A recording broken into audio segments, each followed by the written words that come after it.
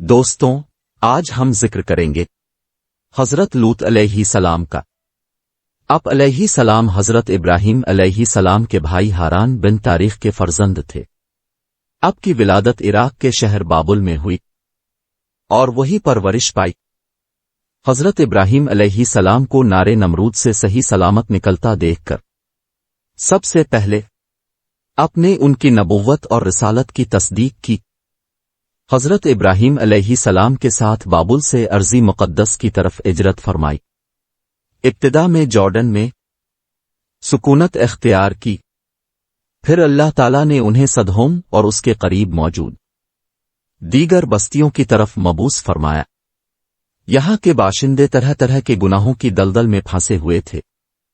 ان کا سب سے بڑا اور قبیح ترین جرم مردوں کے ساتھ بدفعلی کرنا تھا، اور یہی وہ لوگ تھے جنہوں نے سب سے پہلے تسکین شہوت کے لیے شرعی، فطری اور طبعی طریقہ چھوڑ کر لواطت کا غیر شرعی، غیر فطری اور غیر طبعی طریقہ اختیار کیا، اور اس جرم کی قباحت اس وقت اور بھی زیادہ ہو جاتی جب وہ لوگ اسے سر عام محفلوں میں اور ایک دوسرے کے سامنے یا سرے راہ کرتے، جس سے راہگیروں اور مسافروں کو سخت اذیت ہوتی۔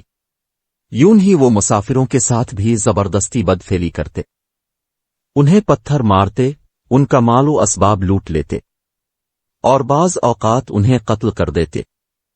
حضرت لوط علیہ السلام نے قوم کو ان قبیح افعال سے روکا، انہیں بار بار سمجھایا اور طرح طرح سے نصیحت کی۔ جواب میں قوم نے اب علیہ السلام کو برا بھلا کہا، دھمکیاں دیں اور عذابی الہی کا مطالبہ کر دیا۔ چنانچہ حضرت لوط علیہ السلام کی دعا کے بعد اس قوم پر انتہائی خوفناک عذاب آیا، جس نے صفحہ ہستی سے ان کا وجود مٹا کر رکھ دیا۔ اب علیہ السلام کا نام مبارک لوط ہے، جس کے ایک معنی قلبی محبت بنتا ہے۔ اس کی وجہ تسمیہ سے متعلق منقول ہے کہ حضرت ابراہیم علیہ السلام اب سے بہت محبت فرماتے اور قلبی شفقت کا اظہار فرماتے، اس لیے اب علیہ السلام کا نام لوط رکھا گیا۔ لوط عربی زبان کا ایک نام ہے، چونکہ اللہ تعالیٰ کے انبیاء علیہ السلام میں سے ایک عظیم نبی کا نام ہے، لہذا اس نام کو ہرگز برا نہ سمجھا جائے۔ حضرت لوط علیہ السلام کے حوالے سے ایک حدیث شریف میں آتا ہے کہ لوط علیہ السلام سفید رنگت، خوبصورت چہرہ مبارک، باریک ناک اور خوبصورت دانتوں والے تھے۔ اب علیہ السلام مسکراتے تو بہت پیارے انداز میں مسکراتے تھے، اور اب علیہ السلام تمام لوگوں سے زیادہ خوبصورت، پروقار اور حکمت والے تھے۔ جب حضرت ابراہیم علیہ السلام نمرود اور اس کی قوم کی طرف سے لگائی گئی آگ سے صحیح سلامت باہر تشریف لائے، تو یہ معجزہ دیکھ کر حضرت لوط علیہ السلام نے آپ کی رسالت کی تصدیق کی۔ لہذا قرآن میں اللہ تعالیٰ ارشاد فرماتا ہے، ترجمہ قرآن: تو ابراہیم کی تصدیق لوط نے کی۔ جب حضرت ابراہیم علیہ السلام نے شہر بابل سے ہجرت فرمائی تو ان کے ہمراہ آپ علیہ السلام نے بھی ہجرت کی۔ حضرت ابراہیم علیہ السلام نے سرزمین فلسطین میں قیام فرمایا، اور حضرت لوط علیہ السلام نے جارڈن میں رہائش اختیار کی۔ کچھ لوگوں نے حضرت لوط علیہ السلام پر قابو پا کر انہیں قید کر لیا، ان کا مال چھینا اور مویشیوں کو بھی ہانک کر لے گئے۔ جب حضرت ابراہیم علیہ السلام کو خبر ملی تو اب سینکڑوں افراد کو ساتھ لے کر ان کے تعاقب میں روانہ ہوئے۔ اب علیہ السلام نے حضرت لوط علیہ السلام کو چھوڑا لیا اور ان کا مال و متاع بھی واپس لے لیا، اور ان دشمنانی خدا کی بہت سی تعداد کو قتل کر دیا، اور انہیں شکست دے کر دمشق کے شمال تک ان کا تعاقب کیا، اور یہاں برزہ کے مقام پر پڑاؤ ڈالا، اور کچھ عرصے یہاں رہنے کے بعد فاتحانہ شان سے اپنے علاقے میں واپس تشریف لے آئے۔ کچھ عرصہ بعد اللہ تعالیٰ نے حضرت لوط علیہ السلام کو نبوت و رسالت کا منصب عطا فرما کر اہلی سدوم کی طرف بھیج دیا، تاکہ انہیں دین حق کی دعوت دے اور برے کاموں سے منع کرے۔ حضرت ابراہیم علیہ السلام کے ساتھ حضرت لوط علیہ السلام کو بھی نمرود اور اس کی قوم سے نجات عطا فرمائی، اور انہیں برکت والی سرزمین کی طرف روانہ کیا۔ قرآن پاک میں ارشاد ہوتا ہے، ترجمہ قرآن، اور ہم نے اسے اور لوط کو اس سرزمین کی طرف نجات عطا فرمائی جس میں ہم نے جہان والوں کے لیے برکت رکھی تھی۔ اللہ تعالیٰ نے آپ علیہ السلام کو حکمت و نبوت اور بہترین قوتی فیصلے سے نوازا اور بہترین علم عطا فرمایا۔ ارشاد باری تعالیٰ ہے، ترجمہ قرآن، اور لوط کو ہم نے حکومت اور علم دیا، آپ کو تمام جہان کے بہترین افراد کے گروہ میں شامل فرمایا۔ اللہ تعالیٰ قرآن میں ارشاد فرماتا ہے، ترجمہ قرآن، اور اسماعیل اور سا اور یونس اور لوط کو ہدایت دی اور ہم نے سب کو تمام جہان والوں پر فضیلت عطا فرمائی۔ اللہ تعالیٰ نے آپ علیہ السلام کو اپنی خاص رحمت میں داخل کیا اور اپنے خصوصی مقرب بندوں میں شمار فرمایا۔ ارشاد باری تعالیٰ ہے، ترجمہ قرآن، اور ہم نے اسے اپنی رحمت میں داخل فرمایا، بے شک وہ ہمارے خاص مقربین میں سے تھا۔ اللہ تعالیٰ نے آپ علیہ السلام کو ان لوگوں کی ہدایت کے لیے بھیجا جو لواطت جیسے غلیظ گناہ میں ملوث تھے، اور پھر ان لوگوں کی ہدایت قبول نہ کرنے پر آپ علیہ السلام کو اس بستی سے نجات عطا فرمائی۔ چنانچہ قرآن میں ارشاد ہے، ترجمہ قرآن، اور اسے اس بستی سے نجات بخشی جو گندے کام کرتی تھی، بے شک وہ برے لوگ نافرمان تھے۔ اللہ تعالیٰ نے حضرت لوط علیہ السلام کو گندے کام کرنے والوں کی بستی سے نجات دینے کو اپنے احسانات میں شمار فرمایا۔ اس سے معلوم ہوا کہ برے پڑوس سے نجات مل جانا اللہ تعالیٰ کی بہت بڑی نعمت ہے، اس لیے برے دوستوں سے دور رہنا چاہیے۔ حضرت لوط علیہ السلام جس قوم کی طرف رسول بنا کر بھیجے گئے وہ اپنے وقت کے بدترین گناہوں، بری عادات اور قابل نفرت افعال میں مبتلا تھی، مثلاً کفر و شرک کرنا، حضرت لوط علیہ السلام کی تکذیب کرنا، واجب حقوق کی ادائیگی میں تاخیر کرنا، صدقہ نہ دینا، مسافروں کی حق تلفی کرنا، مسافروں پر ظلم کرنا، ان کا مال ناحق لوٹ لینا، ان سے بھتہ وصول کرنا، ان سے زبردستی بدفعلی کرنا، راہگیروں کو کنکریاں مارنا، کبوتر بازی کرنا، ایک دوسرے کا مذاق اڑانا، بات بات پر گالیاں دینا، تالیاں اور سیٹیاں بجانا، مونچھیں بڑی رکھنا اور داڑیاں تراش دینا، چغل خوری کرنا، ریشمی لباس پہننا، گانے باجے کے آلات بجانا، شراب پینا، استنجا خانے تک پہنچنے سے پہلے ہی کپڑے اٹھا کر سب کے سامنے ساتر کھول دینا، لوگوں کے سامنے پورا ننگا ہو جانا، مجلسوں میں فحش باتیں کرنا، خوبصورت لڑکوں کو شہوت کی نظر سے دیکھنا اور ان سے ہاتھ ملانا، چومنا اور ان سے بدفعلی کی طرف راغب کرنے والی گفتگو کرنا، مردوں اور نوجوان لڑکوں کا ایک دوسرے کے ساتھ بدفعلی کرنا، علانیہ بدفعلی کرنا اور مذاق مسخری کے طور پر سب کے سامنے ان کے احوال بیان کرنا، بدفعلی میں مبتلا نہ ہونے والوں کو تنگ کرنا اور لڑکوں کو چھوڑ کر بیویوں سے جنسی تعلق قائم کرنے والوں کو برا بھلا کہنا، کم عقل اور ناقص رائے والا کہنا، بیویوں کے ساتھ بدفعلی کرنا۔ قوم لوط میں ہم جنس پرستی کی ابتدا سے متعلق مفسرین نے لکھا ہے کہ اس قوم کی بستیاں بہت آباد اور نہایت سرسبز و شاداب تھیں، وہاں طرح طرح کے اناج اور پھل میوے بکثرت پیدا ہوتے تھے۔ اس خوشحالی کی وجہ سے اکثر دوسرے علاقوں کے لوگ مہمان بن کر ان آبادیوں میں آیا کرتے تھے، یہاں کے باشندوں کو ان کی مہمان نوازی کا بوجھ اٹھانا پڑتا تھا۔ کچھ عرصے بعد یہاں کے لوگ مہمانوں کی آمد سے بہت ہی تنگ ہو گئے، لیکن انہیں روکنے اور بھگانے کی کوئی صورت نظر نہیں آ رہی تھی۔ اس ماحول میں ابلیس ایک بوڑھے کی صورت میں نمودار ہوا اور ان لوگوں سے کہنے لگا، اگر تم لوگ مہمانوں کی آمد سے نجات چاہتے ہو تو یوں کرو کہ جب بھی کوئی مہمان تمہاری بستی میں آئے تو زبردستی اس کے ساتھ بدفعلی کرو۔ چنانچہ سب سے پہلے ابلیس خود ایک لڑکے کی شکل میں مہمان بن کر اس بستی میں داخل ہوا اور ان لوگوں سے خوب بدفعلی کرائی۔ اس طرح یہ فعل ان لوگوں نے شیطان سے سیکھا۔ پھر رفتہ رفتہ یہ لوگ اس برے کام کے اس قدر عادی بن گئے کہ عورتوں کو چھوڑ کر مردوں سے اپنی شہوت پوری کرنے لگے۔ حضرت لوط علیہ السلام اس قوم کے پاس رسول بن کر تشریف لائے اور انہیں تبلیغ و نصیحت کرتے ہوئے فرمایا، اے میری قوم، مجھے اللہ نے تمہاری طرف رسول بنا کر بھیجا ہے اور میں اس کی وحی اور رسالت پر امانت دار ہوں، اور تمہیں نصیحت کرتا ہوں کہ کفر اور شرک، رسول کی تکذیب اور دیگر گناہوں سے باز آ جاؤ اور ان کے سبب اپنے اوپر عذابی الہی نازل ہونے سے ڈرو، اور جس سیدھے راستے پر چلنے کی تمہیں دعوت دے رہا ہوں اس پر چل کر میری اطاعت کرو، اور یاد رکھو میں اس تبلیغ اور تعلیم پر تم سے کوئی اجرت اور دنیاوی منافع کا مطالبہ نہیں کرتا، میرا اجر و ثواب تو صرف رب کے ذمہ کرم پر ہے۔ اس کے علاوہ آپ علیہ السلام نے ان لوگوں کی سب سے بری عادت پر تنبیہ کرتے ہوئے فرمایا، کیا مخلوق میں تم ہی اس حرام و خبیث کام کے لیے رہ گئے تھے کہ مردوں کے ساتھ بدفعلی کرو اور ان حلال و طیب عورتوں کو چھوڑ دو جنہیں اللہ تعالیٰ نے تمہاری بیویاں بنایا ہے، تم اس خبیث عمل کی وجہ سے حد سے بڑھ چکے ہو۔ قرآن پاک میں ارشاد ہوتا ہے، ترجمہ قرآن، لوط کی قوم نے رسولوں کو جھٹلایا جب ان سے ان کے ہم قوم لوط نے فرمایا، کیا تم نہیں ڈرتے؟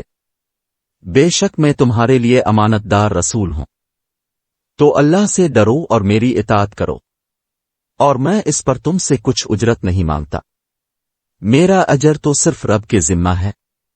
کیا تم لوگوں میں سے مردوں سے بدفعلی کرتے ہو اور اپنی بیویوں کو چھوڑتے ہو جو تمہارے لیے تمہارے رب نے بنائی ہے، بلکہ تم لوگ حد سے بڑھنے والے ہو۔ حضرت لوط علیہ السلام کی نصیحت کے جواب میں ان لوگوں نے کہا، اے لوط، اگر تم نصیحت کرنے اور اس فعل کو برا کہنے سے باز نہ آئے تو ضرور تمہیں اس شہر سے نکال دیا جائے گا۔ اس بارے میں قرآن میں ارشاد ہے، ترجمہ قرآن، انہوں نے کہا، اے لوط، اگر تم باز نہ آئے تو ضرور نکال دیے جاؤ گے۔ قوم کی اس بات کو سن کر حضرت لوط علیہ السلام نے فرمایا، میں تمہارے کام سے بیزار اور اس سے شدید نفرت کرنے والا ہوں۔ پھر آپ علیہ السلام نے اللہ تعالیٰ کی بارگاہ میں دعا کی، اے میرے رب، مجھے اور میرے گھر والوں کو ان کے اعمال پر آنے والے عذاب سے محفوظ رکھ۔ قرآن کریم میں ارشاد باری تعالیٰ ہے، ترجمہ قرآن، لوط نے فرمایا، میں تمہارے کام سے شدید نفرت کرنے والوں میں سے ہوں۔ اے میرے رب، مجھے اور میرے گھر والوں کو ان کے اعمال سے محفوظ رکھ۔ حضرت لوط علیہ السلام نے قوم کو بدفعلی سے روکنے کا سلسلہ جاری رکھا اور انہیں تبلیغ و نصیحت فرماتے رہے۔ چنانچہ قرآن پاک میں ارشاد ہوتا ہے، ترجمہ قرآن، کیا تم وہ بے حیائی کرتے ہو جو تم سے پہلے جہاں میں کسی نے نہیں کی؟ بے شک تم عورتوں کو چھوڑ کر مردوں کے پاس شہوت سے جاتے ہو، بلکہ تم لوگ حد سے گزرے ہوئے ہو۔ آپ علیہ السلام کی نیکی کی دعوت دینے اور برائی سے منع کرنے پر وہ لوگ ایک دوسرے سے کہنے لگے، لوط علیہ السلام اور ان کی پیروی کرنے والوں کو اپنی بستی سے نکال دو، یہ لوگ تو بڑی پاکیزگی چاہتے ہیں۔ قرآن پاک میں اللہ تعالیٰ فرماتا ہے، ترجمہ قرآن، اور ان کی قوم کا اس کے سوا کوئی جواب نہ تھا کہ انہوں نے کہا، ان کو اپنی بستی سے نکال دو، یہ لوگ بڑے پاک بنتے پھرتے ہیں۔ ایک بار حضرت لوط علیہ السلام نے قوم سے فرمایا، بے شک تم بے حیائی کا وہ کام کرتے ہو جو تم سے پہلے دنیا میں کسی نے نہیں کیا۔ کیا تم مردوں سے بدفعلی کرتے ہو اور راہگیروں کو قتل کر کے اور ان کے مال لوٹ کر لوگوں کا راستہ کاٹتے ہو اور اپنی مجلسوں میں برے کام اور بری باتیں کرنے کو آتے ہو؟ تم ان سے باز آ جاؤ، ورنہ عذابی الہی تمہیں اپنی گرفت میں لے لے گا۔ اس کے جواب میں قوم نے مذاق اڑانے کے طور پر کہا، اگر تم اس بات میں سچے ہو کہ یہ افعال غلط ہیں اور ایسا کرنے والے پر عذاب نازل ہوگا تو ہم پر اللہ کا عذاب لے آؤ۔ قرآن پاک میں ارشاد ہوتا ہے، ترجمہ قرآن، اور لوط کو یاد کرو جب اس نے اپنی قوم سے فرمایا، تم بے شک بے حیائی کا وہ کام کرتے ہو جو تم سے پہلے دنیا میں کسی نے نہ کیا تم مردوں سے بدفعلی کرتے ہو اور راستہ کاٹتے ہو اور اپنی مجلسوں میں برے کام کو آتے ہو۔ تو اس کی قوم کے پاس کوئی جواب نہ تھا مگر یہ کہا، اگر تم سچے ہو تو ہم پر اللہ کا عذاب لے آؤ۔ تمام تر کوششوں کے بعد جب حضرت لوط علیہ السلام کو اس قوم کے راہ راست پر آنے کی کوئی امید نہ رہی تو آپ نے اللہ تعالیٰ کی بارگاہ میں عرض کی۔ ترجمہ قرآن۔ لوط نے عرض کی، اے میرے رب، ان فسادی لوگوں کے مقابلے میں میری مدد فرما۔ بدفعلی حضرت لوط علیہ السلام کی قوم کی ایجاد ہے، اسی لیے اسے لواطت کہتے ہیں۔ یہ حرام ہے، اس کا منکر کافر ہے، بیوی کے ساتھ بھی یہ فعل حرام اور گناہ کبیرہ ہے۔ قرآن کریم، احادیث مبارکہ اور بزرگان دین کے فرامین میں لواطت و بدفعلی کی شدید مذمت بیان کی گئی ہے۔ چنانچہ ارشاد باری تعالیٰ ہے۔ ترجمہ قرآن، اور اسے اس بستی سے نجات بخشی جو گندے کام کرتی تھی، بے شک وہ برے لوگ نافرمان تھے۔ ایک روایت کے مطابق حضور اکرم نے ایک حدیث میں ارشاد فرمایا، اس شخص پر اللہ تعالیٰ کی لعنت ہو جو قوم لوط والا عمل کرے۔ حضرت عبداللہ بن عباس رضی اللہ تعالیٰ عنہ فرماتے ہیں کہ بدفعلی کا مرتکب اگر توبہ کیے بغیر مر جائے تو قبر میں خنزیر کی شکل میں بدل جاتا ہے۔ اللہ تعالیٰ نے قوم لوط پر عذاب نازل کرنے کے لیے فرشتے بھیجے۔ جب فرشتے خوبصورت لڑکوں کی شکل میں حضرت لوط علیہ السلام کی بارگاہ میں حاضر ہوئے، جب آپ علیہ السلام نے ان کی صورت اور حسن و جمال کو دیکھا تو قوم کی خباثت اور بدفعلی کا سوچ کر ان خوبصورت لڑکوں کی وجہ سے غمگین اور قوم کی طرف سے خوفزدہ ہوئے اور فرمانے لگے کہ یہ بڑا سختی کا دن ہے۔ قرآن پاک میں اللہ ارشاد فرماتا ہے۔ ترجمہ قرآن، اور جب لوط کے پاس ہمارے فرشتے آئے تو ان کی وجہ سے لوط غمگین ہوئے اور ان کا دل تنگ ہوا اور فرمانے لگے یہ بڑا سخت دن ہے۔ اللہ تعالیٰ کی طرف سے حکم یہ تھا کہ قوم لوط کو اس وقت تک ہلاک نہ کرے جب تک کہ حضرت لوط علیہ السلام خود اس قوم کی بد دلی پر 4 مرتبہ گواہی نہ دے دیں۔ چنانچہ جب یہ فرشتے حضرت لوط علیہ السلام سے ملے تو آپ علیہ السلام نے ان سے فرمایا، کیا تمہیں اس بستی والوں کا حال معلوم نہ تھا؟ فرشتوں نے کہا، ان کا کیا حال ہے؟ ارشاد فرمایا، میں گواہی دیتا ہوں کہ عمل کے اعتبار سے روئے زمین پر یہ بدترین بستی ہے، اور یہ بات اپنے 4 مرتبہ فرمائی۔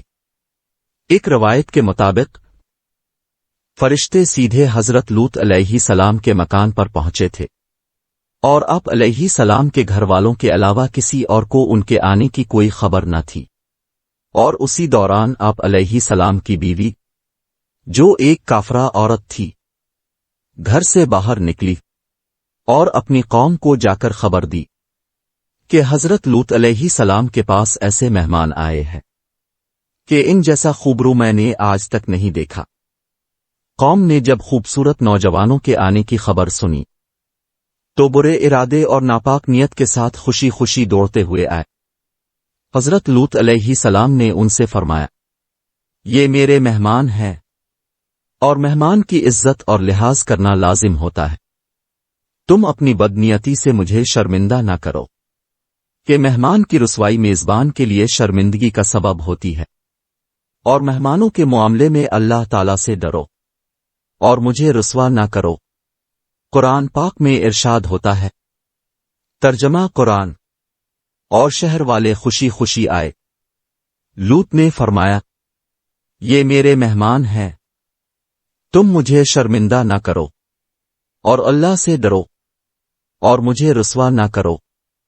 قوم نے جواب دیا، اے لوط، کیا ہم نے تمہیں پہلے ہی اس سے منع نہیں کیا تھا کہ دوسروں کے معاملے میں دخل مت دینا؟ پھر کیوں ہمارے اور ان مہمانوں کے درمیان حائل ہو رہے ہو؟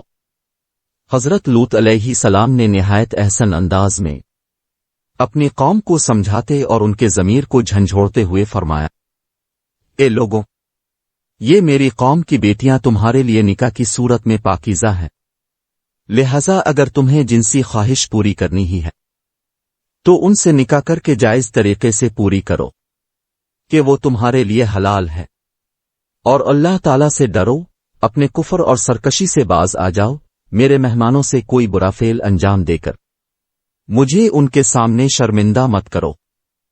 کیا تم میں ایک بھی کوئی ایسا نیک آدمی نہیں کہ جس کی بات مان کر تم اس برے فعل سے باز آ جاؤ؟ اللہ تعالیٰ قرآن پاک میں ارشاد فرماتا ہے، ترجمہ قرآن، اور ان کے پاس ان کی قوم دوڑتی ہوئی آئی، اور وہ لوگ پہلے ہی سے برے کاموں کے عادی تھے۔ لوط نے فرمایا، اے میری قوم، یہ میری قوم کی بیٹیاں ہیں، یہ تمہارے لیے پاکیزہ ہیں، تو اللہ سے ڈرو اور مجھے میرے مہمانوں میں رسوا نہ کرو۔ کیا تم میں کوئی ایک آدمی بھی نیک کردار والا نہیں؟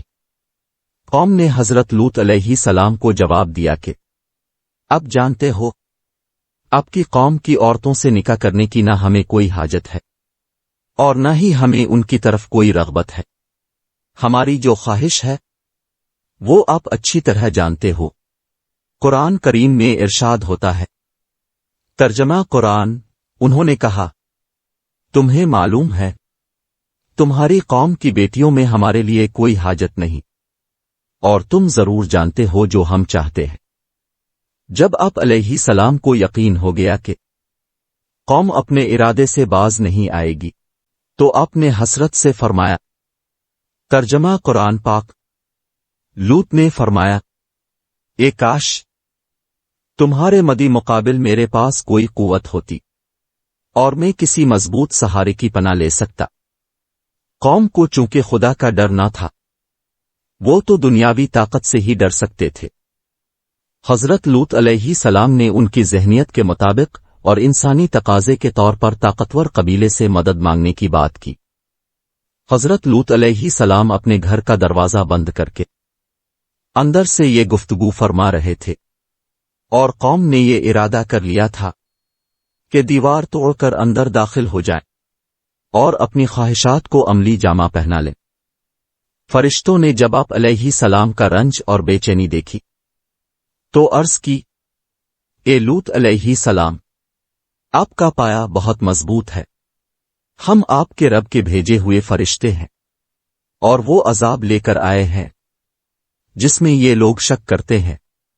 آپ اپنے گھر والوں کو راتوں رات یہاں سے لے جائیں اور ان میں سے کوئی پیٹھ پھیر کر نہ دیکھے، لیکن آپ کی بیوی پیٹھ پھیر کر دیکھ لے گی، کیونکہ اسے بھی وہی عذاب پہنچنا ہے جو ان کافر لوگوں کو پہنچے گا۔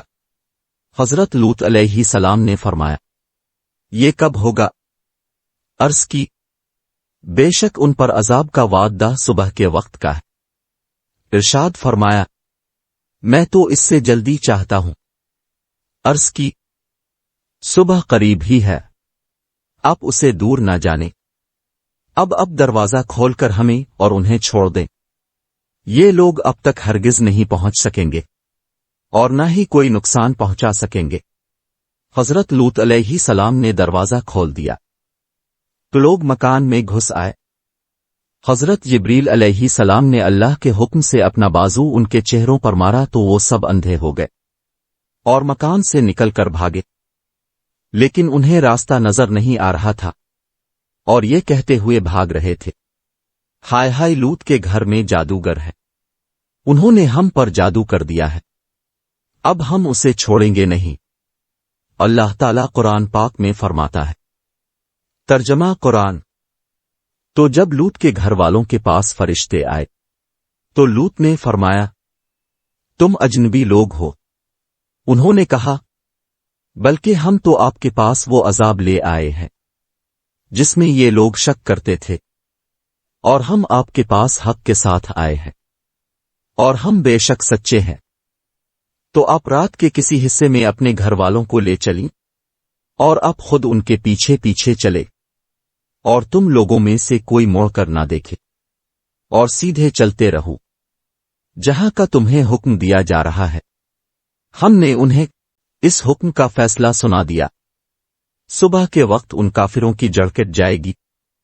रात का कुछ हिस्सा गुजरने के बाद हजरत लूत अलैहिस्सलाम अपनी 2 साहबजादियों और दीगर ईमान वालों को लेकर बस्ती से निकल गए। इसके बाद कौम पर अजाब इस तरह आया कि हजरत जिब्राइल अलैहिस्सलाम ने कौमे लूत के शहर, जिस तबका जमीन में थे, इसके नीचे अपना बाजू डाला और उनके तमाम इलाके जिनमें सबसे बड़ा सदहोम था, इस सारी बस्ती को निहायत ऊंचा उठाया, फिर उसे बुलंदी से उसको ऊंधा करके पलट दिया। इसी दौरान हजरत जिब्राइल अलैहिस्सलाम ने एक जोरदार चीख भी मारी और जो लोग उस वक्त बस्ती में मौजूद न थे, वो जहां कहीं सफर में थे, वहीं उन्हें लगातार पत्थर बरसाकर हलाक कर दिया गया। बाज मुफस्सरीन का ख्याल है कि बस्तियां पलटने के बाद उन्हीं पर लगातार पत्थर बरसाए गए। कुरान पाक में इरशाद है, तर्जमा कुरान, फिर जब हमारा हुक्म आया तो हमने इस बस्ती के ऊपर के हिस्से को इसका नीचे का हिस्सा कर दिया और उस पर लगातार कंकर के पत्थर बरसाए, जिन पर तेरे रब की तरफ से निशान लगे हुए थे, और वो पत्थर जालिमों से कुछ दूर नहीं। एक और जगह रब ताला इरशाद फरमाता है, तर्जमा कुरान, तो दिन निकलते ही उन्हें जोरदार चीख ने आ पकड़ा, तो हमने इस बस्ती का ऊपर का हिस्सा इसके नीचे का हिस्सा कर दिया और उन पर कंकर के पत्थर बरसाए। हजरत लूत अलैहिस्सलाम की बीवी, जिसका नाम वाहला था, वो आप पर ईमान न लाई, बल्कि काफरा ही रही, अपनी कौम से मोहब्बत रखती और उनके लिए जासूसी करती थी। ये भी अजाब में मुब्तला हुई।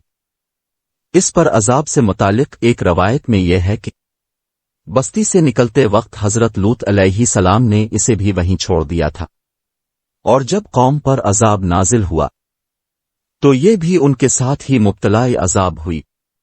एक और रवायत यह है कि चलते वक्त हजरत लूत अलैहिस्सलाम उसे भी अपने साथ लेकर निकले थे। फिर जब कौम पर अजाब नाजिल हुआ तो उसने मोड़कर पीछे देख लिया और कहने लगी, हाय मेरी कौम, तो उसे भी एक पत्थर आकर लगा, जिससे ये हलाक हो गए।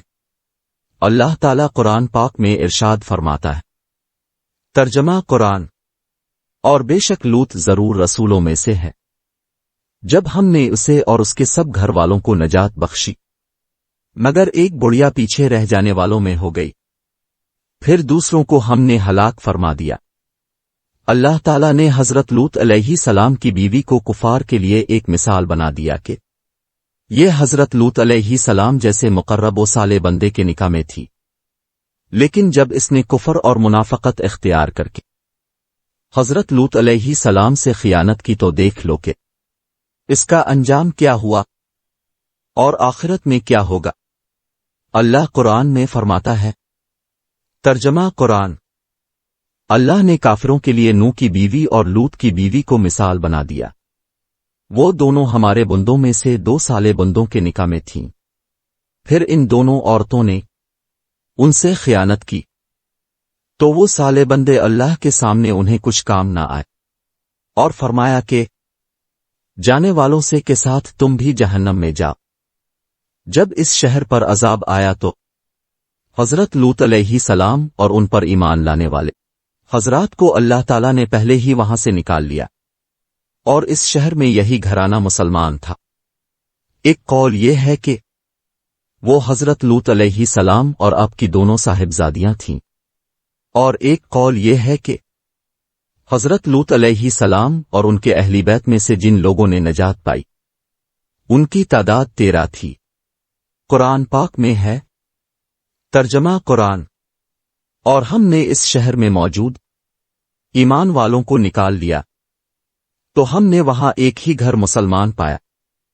एक और जगह रब ताला इरशाद फरमाता है, तर्जमा कुरान, लूत की कौम ने डर सुनाने वालों को झुटलाया, बेशक हमने उन पर एक पथराव भेजा, सिवाय लूत के घर वालों के, हमने उन्हें रात के आखिरी पहर बचा लिया, अपने पास से एहसान फरमाकर हम यूं ही शुक्र करने वालों को सिला देते हैं। قوم لوط کی بستیاں آج بھی جوردن کے علاقے میں ایک عجیب و غریب پانی کی صورت میں موجود ہیں، جس میں کوئی جانور، مینڈک، مچھلی وغیرہ زندہ نہیں رہ سکتے، اسی لیے اسے بحری مردار کہا جاتا ہے۔